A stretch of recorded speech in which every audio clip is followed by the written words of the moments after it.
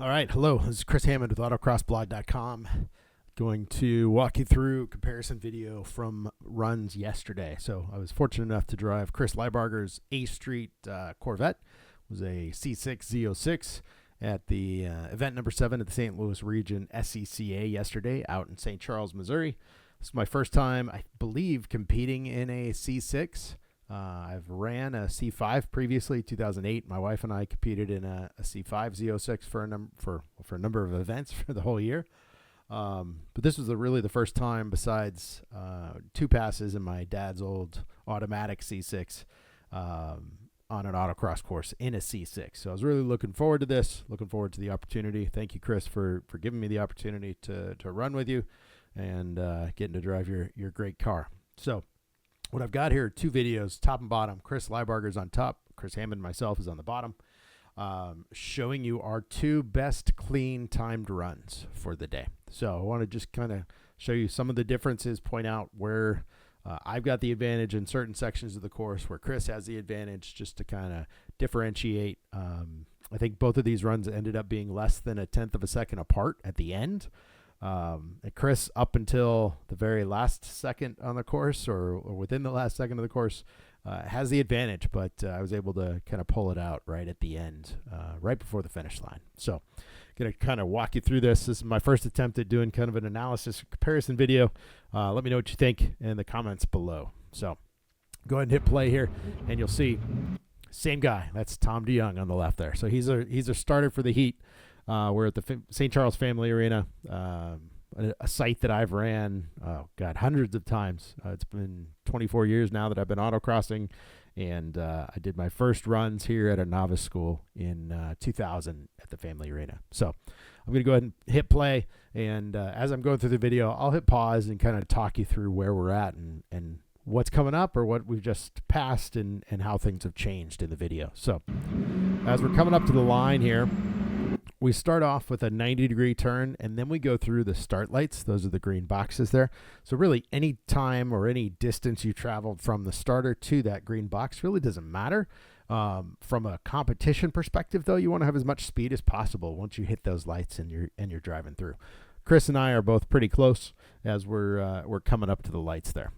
As we get up to this first element, you can see, and as I pause the video, you can see on the bottom that first element, the right-hand turn around this cone's pointing to the left. You can see I'm slightly ahead of Chris at this point. So I carried a little more speed maybe through the start, or was able to accelerate more from the start to this cone, get to this particular cone, and the next one just slightly in front of Chris as we're going through this process.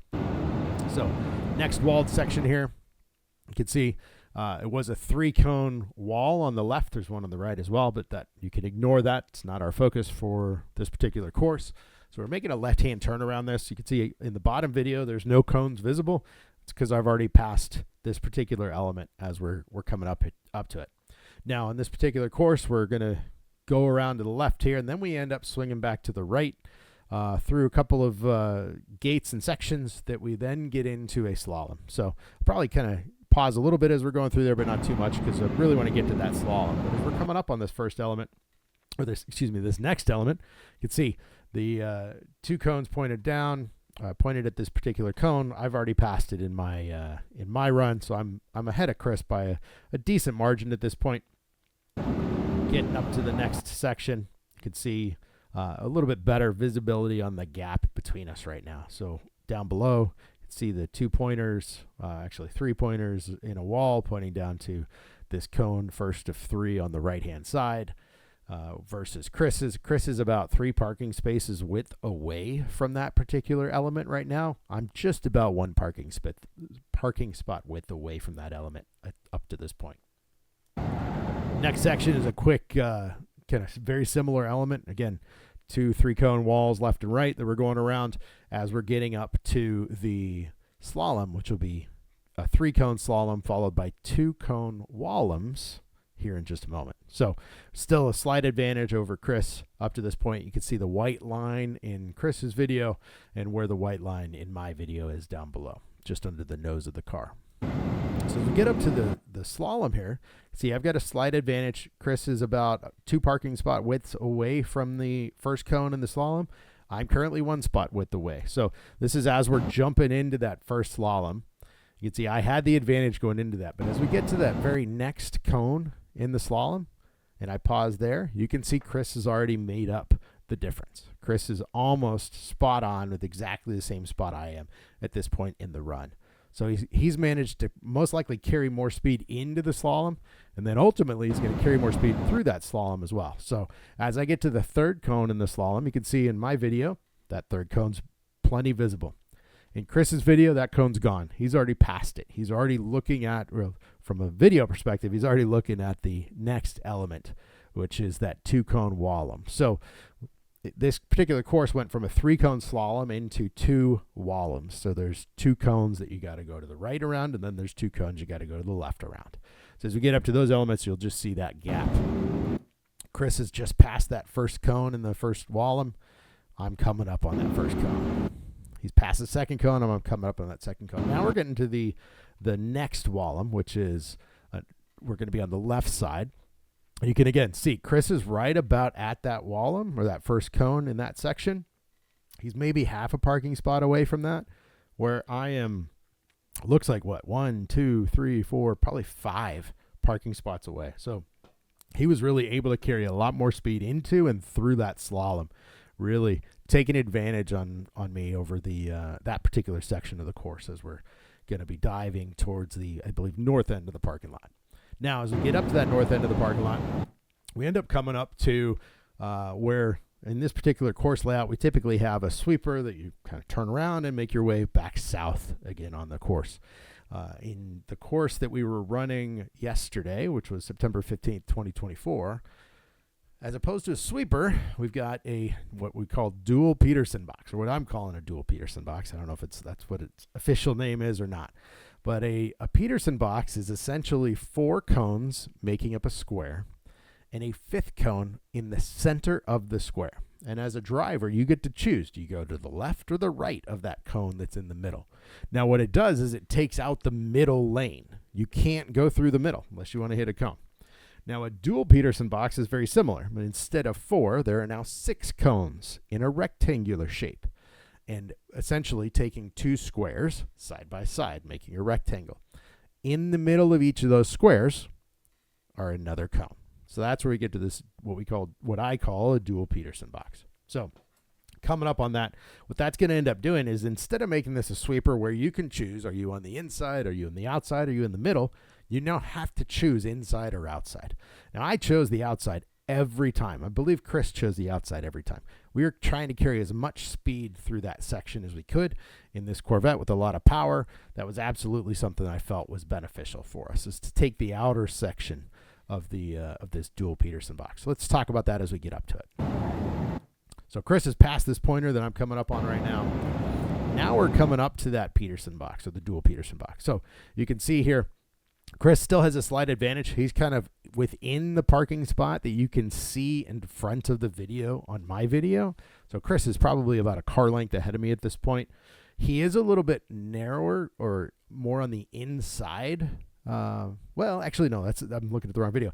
I'm more on the inside, at least as of right now, in terms of coming up on that dual Peterson box.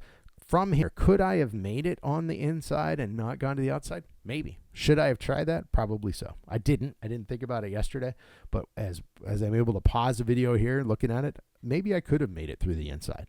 But we both ended up taking it on the outside. So let's get up there. You can see, if I pause it here, just as Chris is passing that first cone on the inside of the Peterson box, you can see that I'm probably a parking spot length and a half, if not more, away from that first element, or that first cone. Next section, I'm passing the first one. He is now coming up on that second inside cone of the Peterson box. Now, coming out of this, we're going to end up into a very sharp right-hand turn that we almost have to make a 180-degree turn back to the west side of the course. So we're going to be coming up on that. And as we come up on that, I want to talk about where we are in terms of position for this particular course, or for this particular element. You can see in the video now, as I paused it, I've just about caught or maybe even passed Chris at this point. So I chose to, in particular, take this element pretty tight. So what I ended up doing was diving in on that first cone and really hitting the brakes to slow the car down. But by doing so, I may have braked later than Chris did. He might have slowed down earlier. What I've done is I've been able to catch him. And then what I'm going to do is stay tighter through this element than Chris does. Now, Chris isn't all that loose on this particular element. I wouldn't say that he's in a bad position. He can definitely be tighter. There were a lot of people that were running yesterday, especially when I was working first heat, that were really a lot deeper. They didn't brake enough. They didn't get tight enough on this element, and they really got blown out to the left, into the crap, into the marbles, into the sand that gets collected on an autocross course. And you never want to get off the line if you can avoid it, because when you get off the line, your tires start to pick up crap and they start to lose grip ultimately. So a lot of people were really losing a lot of time and a lot of grip, I believe, going through the element, taking this element too wide. Now, to successfully take it tight, you've got to slow down. Unfortunately for us, we're driving a Corvette, a Z06. We got a lot of power. We can power out of it. Not everyone has that ability. Not everyone's got a car that's got a lot of power. But to me, the fastest way through most sections is going to be as tight as possible, which means you do have to slow down a bit. So navigating through here, you can see I've got a slight advantage here as we're getting to that last element in the 4-cone wall that we're trying to turn around. And then we're going to be making our way back towards these semi-trailers that are parked at the end of the parking lot. So from there, you see Chris and I are probably pretty close at this point, not too far apart going into this next section. Again, coming into the next section, we're doing a very similar move. We're just going back to the left now. So we're making almost a 180-degree turn back to the left. We're going around a light pole that you can't quite see over in the bottom of my video. On the left side, there's a little blue cooler on the parking line. So you can see that there. That's where the light pole is that we're trying to navigate around. So we're going through this section. I'm trying to stay as tight as possible. Again, I'm quite a bit tighter than Chris is, maybe even almost a half or more of a parking spot closer to this element than Chris is going into this turn. Now, again, this is another one where actually right now I'm carrying speed, but I'm getting very quickly ready to brake to make a left-hand turn around the next pointer. So as we're coming up on the next pointer, you can see that we're pretty close. I'm a little bit ahead of Leibarger at this point in time. We're both pretty close to the element as we're making our way around the turn. We're coming around that turn up to the next section. Again, just a very slight advantage for myself over Leibarger here as we're going now back to the east towards what will be our final kind of slalom here on this particular course. So power out of here, trying to stay tight on this cone. This cone, by staying tight on it, we're going to set ourselves up for the 5-cone slalom, or is it 4 or 5-cone slalom, which is coming up. You can start to see that off in the distance. You can see, again, I'm a little bit closer, a little bit tighter, I think, right now than Chris is on this particular cone. But we're then going to come into another slalom. What happened on the first slalom? First slalom, I got to the first cone before Chris did, right? I got in there.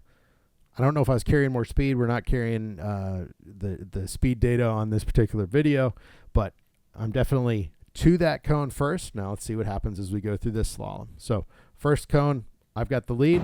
Second cone coming up on the left. I've still got a slight lead. Third cone, Chris is taking over. Chris has already passed that third cone. It's no longer visible in his video. You can see the top of that cone on the bottom video. That's my video. So Chris has already taken the advantage here in that slalom. Same thing on the fourth cone. He's passing that fourth cone on the left side. I am at least a parking spot away from it, further back than Chris is at this point.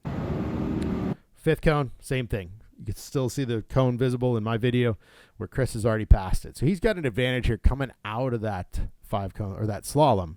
Now, from that slalom, we then lead into 2 what I call walled sections. So there's a single cone with 3 pointer cones down ahead of us. We need to be on the left side of that. If there was nothing else in front of us, it'd be a straight shot from there to the finish. But the course designers wanted to take away that straight shot. So we end up having to go back to the right and then make a left around a section of cones to be able to then power into the finish. So as we get up to that section, let's talk about that.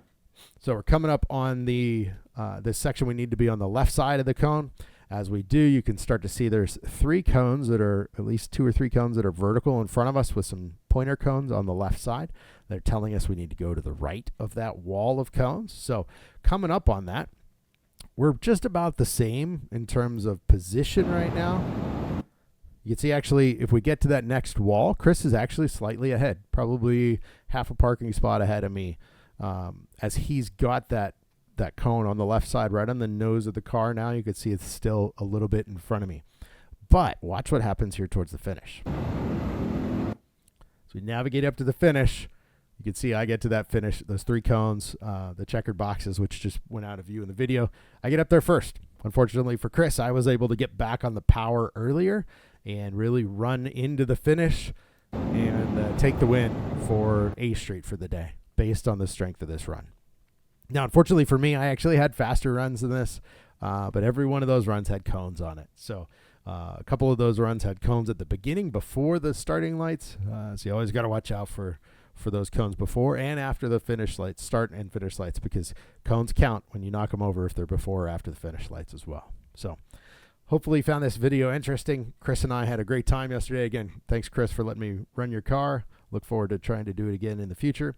And I'd love to hear you guys' feedback. What do you think of this video? What do you think of the criticism, the critiquing, the feedback, trying to talk through what I was doing here on the course, just to show you guys kind of what goes into my thought process here as I run a course in autocross. I've been doing it for 24 years, looking forward to hopefully doing it for 24 or more. So thanks again for watching.